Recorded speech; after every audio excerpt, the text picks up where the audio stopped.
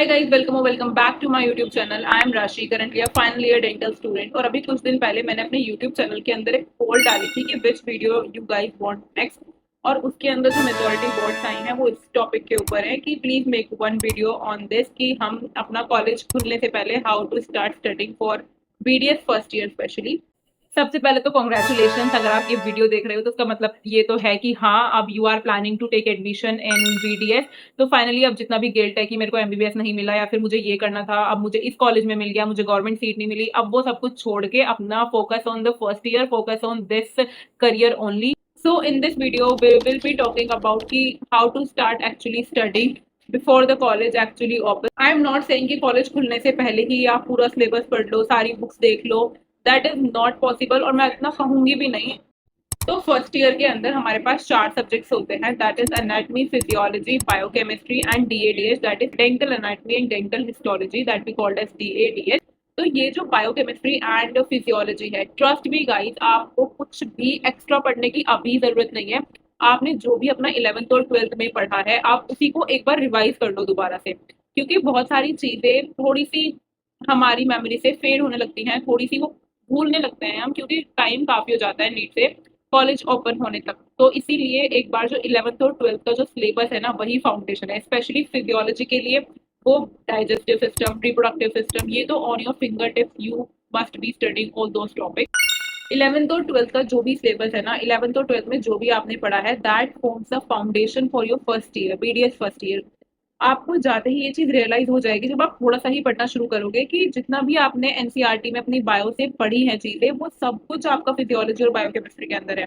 बस वो थोड़े से जो उसकी मैकेनिज्म है, how the things actually works in our body, वो थोड़ा डिटेल में हो जाता है 11th और 12th से। लेकिन बहुत सारी चीजें रिलेट करी जा सकती हैं, और अगर आपको पहले से कुछ चीजें याद होंगी तो वो इजी हो जाएगा सब कुछ पढ़ना। तो स्पेशली अपना डाइजेस्टिव सिस्टम, वो आप एक बार अच्छे से कर लेना कॉलेज ओपन होने से पहले। रिप्रोडक्टिव सिस्टम वो अच्छे से क्लियर रखना, एंड मॉलिक्यूलर बायोलॉजी वो भी बहुत ज़्यादा इंपॉर्टेंट है, क्योंकि कुछ बेसिक चीज़ें बहुत ज़्यादा इंपॉर्टेंट। सेल फिजियोलॉजी, ब्लड, ये कुछ चैप्टर्स ऐसे हैं जो आप अपने कॉलेज खुलने से पहले हमेशा पढ़ना। और cardiovascular system, about the heart and all. I am not saying कि आप अपना पूरा सिलेबस पहले ही कंप्लीट कर लो और सब कुछ समझ के जाओ, क्योंकि this is practically not possible, और ये करना भी नहीं चाहिए, क्योंकि इतनी जल्दी फिर इंटरेस्ट भी खत्म हो जाएगा। लेकिन अगर आपको इन चैप्टर्स का जो भी आपने 11th और 12th में पढ़ा है, अगर एक बेसिक ओवरव्यू समझ आ जाएगा तो वो चीजें समझना इजी हो जाएगा। एंड फनली जब आपके प्रोफेसर आपको कॉलेज के अंदर ये सब टॉपिक्स पढ़ाएंगे तो you can relate much with them.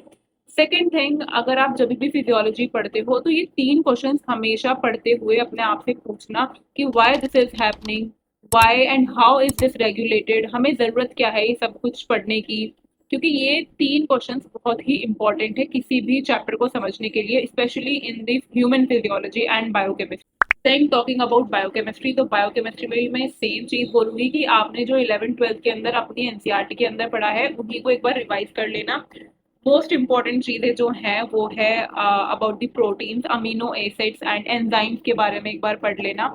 और जितने भी वाइटामिन होते हैं, the fat soluble and the water soluble vitamin, उनके बीच में एक बार डिफरेंसेस वगैरह देख लेना।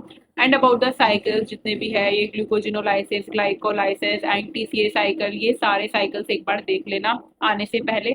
सब कुछ मेमोराइज करने की जरूरत नहीं है आने से, तो सब चीजें अलग अलग सेपरेटली पढ़ने से बेटर है कि आप ऐसे पढ़ो कि सपोज आपने एनाटॉमी में किडनीज के बारे में पढ़ा, आपने किडनीज के बारे में पढ़ लिया, now study about the physiology, kidney जो है, रिनल फिजियोलॉजी, कैसे वर्क करती है हमारी kidneys. Then study in biochemistry कि क्या क्या एसिड बेस बैलेंस है, how the metabolism actually occurring, सारे एंजाइम्स कौन कौन से इन्वॉल्व हैं। इस तरीके से जो भी आपके सब्जेक्ट्स हैं उन्हें इंटरलिंक करो एक दूसरे से, उन्हें रिलेट करो, जिससे कि वो ज़्यादा लंबे समय के लिए आपको समझ आए। क्योंकि अगर आप मेमोराइज करते हो तो कुछ टाइम बाद वो आपको कुछ क्लियर नहीं होगा, आपका फर्स्ट ईयर जैसे ही क्लियर होगा वो सब चीज़ें भी एकदम दिमाग से फेड हो जाएंगी। इसलिए try to relate the things ताकि वो लंबे समय के लिए आपके साथ रहें। So rather than studying the 3 different subjects, try to study one single subject from the 3 different angles, जैसे कि मैंने अभी बताया है। So this was all that I wanted to share with you. Don't try to become a first year topper even before your college opens. Try to simplify the things and try to be familiar with the terms, specifically जो भी dental के terms हैं, जो भी आपके medical के terms हैं जो आपने पहले पढ़े हैं वो आपको आने चाहिए। सो अगर अभी भी कोई डाउट है तो बता देना, I will reply to each and every comment. और जो भी नेक्स्ट वीडियो चाहिए होती है तो उसके बारे में मेरे को बता देना, एंड सब्सक्राइब कर दिया करो। Okay bye.